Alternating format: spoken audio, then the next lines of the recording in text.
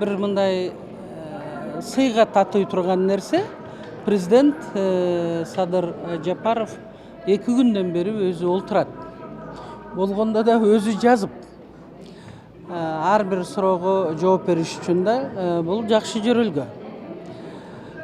Бирок раз ошо чарба маселелер көтөрүлүп аткандан кийин кабинет министрлеринин төрагасы өзүнүн ответ работниктарын отургузуп, өтө орчундуу маселелерди жаздыртып, контролго алыш керек эле да. Мына ушул функцияны да президент өзү аткарып атат.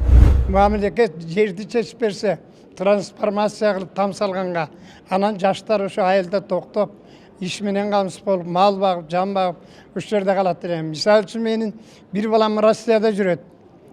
Россияга кетти, агорот ала албай. Мен 2 баламды, өзүм 7 балам бар.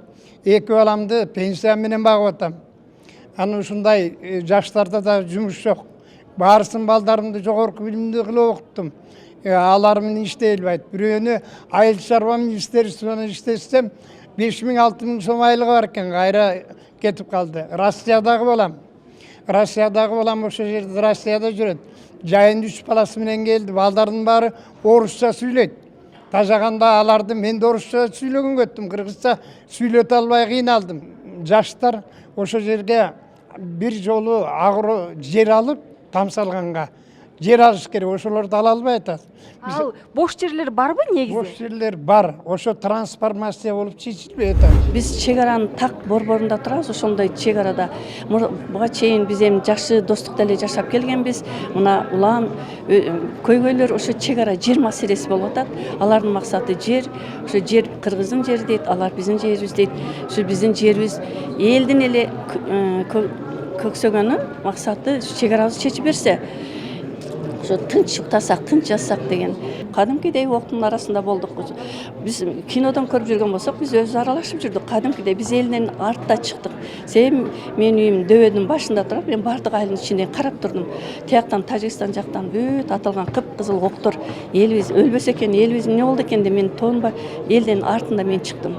Элдин үнү угулган жок. Элдер уже эметкенде эле баары чыга баштаптыр. Машина заправкалар тим эле очеред болуп кеткен. Ошого мен айтат элем да балдарга.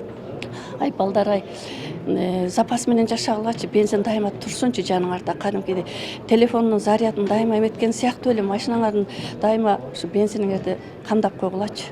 Жок дегенде бир канистр 20 литр деп айтам да, мен дайыма эле отурган машинага айтам. Запас менен жүрөсүңбү сен депчи. Курултай абдан курч өтүп атат.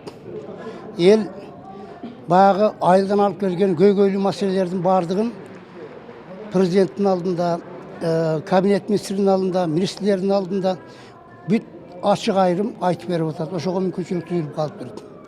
Тыйган эч ким жок. Демократия деген ушул.